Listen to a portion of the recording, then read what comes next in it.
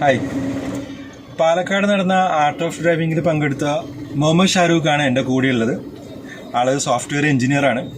അപ്പോൾ ആളുടെ ഒരു എക്സ്പീരിയൻസ് എങ്ങനെയാണെന്ന് നിങ്ങൾക്ക് അറിയണ്ടേ. എല്ലാവരും ഇങ്ങനെ ഈ ട്രെയിനിങ്ങിന് വിളിക്കുമ്പോൾ ചോദിക്കും എത്ര മണിക്കൂറാണ് ക്ലാസ്. അപ്പോൾ ഞാൻ അതേപോലെ ഷാരൂഖ് എന്നോട് ചോദിച്ചിരുന്നു എത്ര മണിക്കൂർ ഉണ്ടാവും. ഞാൻ ഷാരൂഖോട് പറഞ്ഞു 1 മണിക്കൂർ 2 മണിക്കൂറൊക്കെ മതി ഷാരൂഖ്.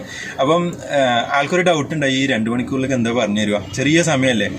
അപ്പം നിങ്ങൾ മനസ്സിലാക്കുക, എൻ്റെ ക്ലാസ് ആക്ച്വലി 1 മണിക്കൂറും 2 മണിക്കൂറൊക്കെ ഉണ്ടാവുള്ളൂ. അതിപ്പോൾ ഷാരൂഖിന് മനസ്സിലായിട്ടുണ്ടാവും. ബാക്കി ഞാൻ മിണ്ടാണ്ടിരിക്കും അല്ലെങ്കിൽ വെറുതെ ഇരിക്കും. ബാക്കി ഇവരെ കൊണ്ട് പ്രാക്ടീസ് ചെയ്യിപ്പിക്കലാണ് നോർമലി ചെയ്യുക. അപ്പം സാധാരണയുള്ള ഒരു ഡ്രൈവിംഗ് സ്കൂളിലെ ട്രെയിനിങ്ങിന് വ്യത്യാസം ഇത് തന്നെയാണ്. നമ്മൾ കൂടുതൽ പറഞ്ഞ ആളുകളെ ബുദ്ധിമുട്ടൊന്നും ആക്കൂല. വളരെ കുറഞ്ഞ സമയത്തിനുള്ളിൽ പറയേണ്ട കാര്യം കൃത്യമായിട്ട് പറഞ്ഞിട്ടുണ്ടാവും.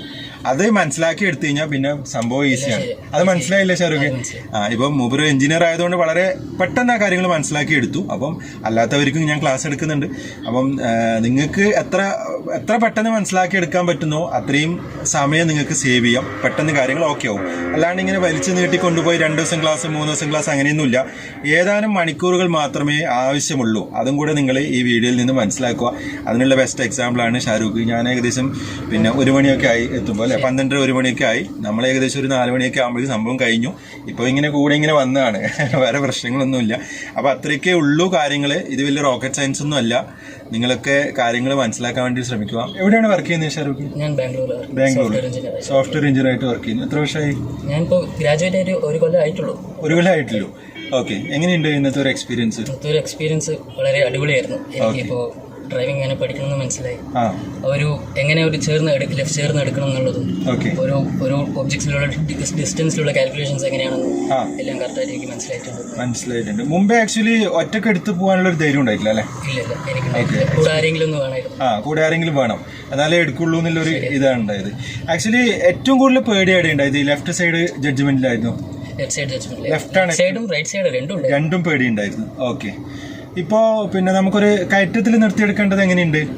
പ്രൊസീജിയർ കറക്റ്റ് മനസ്സിലായില്ലേ?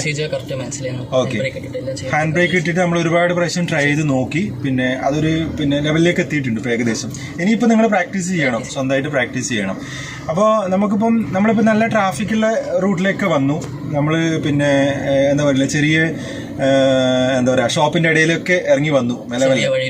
ചെറിയ വഴികളിലൂടെയൊക്കെ വന്നു. അപ്പം ക്ലച്ചിന്റെ കൺട്രോളൊക്കെ ഓക്കെ ആയിട്ടുണ്ട് ഓൾമോസ്റ്റ്. പിന്നെ ഇപ്പോൾ ഒറ്റക്കെടുത്ത് പോവാന്നുള്ളൊരു ധൈര്യമില്ലേ? കോൺഫിഡൻസ് വന്നിട്ടുണ്ട്. ഓക്കെ, അത് കറക്റ്റ് ആയിട്ട് മനസ്സിലായില്ലേ ഇപ്പോൾ? അതായത് നമ്മൾ റോഡിന്റെ എത്ര ഭാഗത്തു കൂടിയാണ് പോകുന്നത്, അതാണ് ആദ്യം അറിയേണ്ടത്. അപ്പൊ വണ്ടി ചെറുതായ പോലെ തോന്നും അല്ലേ?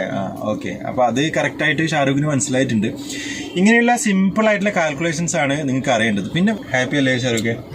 ഭയങ്കര ഹാപ്പിയാണ്. ഓക്കെ, അപ്പം ഇനി ഷാരൂഖ് ഒറ്റയ്ക്ക് എടുത്തു പോവാ, ആരെയും ഒന്നിച്ച് കൂട്ടണ്ട, സ്വന്തം ഇഷ്ടത്തിന് ഡ്രൈവ് ചെയ്യുക. വേറെ ആൾ പറയുന്ന കേട്ടിട്ട് അങ്ങോട്ടും ഇങ്ങോട്ടും തിരിക്കരുത്. അപ്പോഴാണ് നമ്മുടെ കൺട്രോൾ പോവുക. ഇപ്പോൾ ഏകദേശം മനസ്സിലായിട്ടുണ്ട്, അതിനനുസരിച്ച് ഡ്രൈവ് ചെയ്യാം. ഓക്കെ, അപ്പോൾ എന്തായാലും നിങ്ങൾക്ക് ഏകദേശം ഒരു ഐഡിയ ഒക്കെ കിട്ടിയില്ലേ എങ്ങനെയൊക്കെ ആയിരുന്നു ഈ ട്രെയിനിങ്ങിന്? അപ്പോൾ എന്തായാലും thank you for watching. By.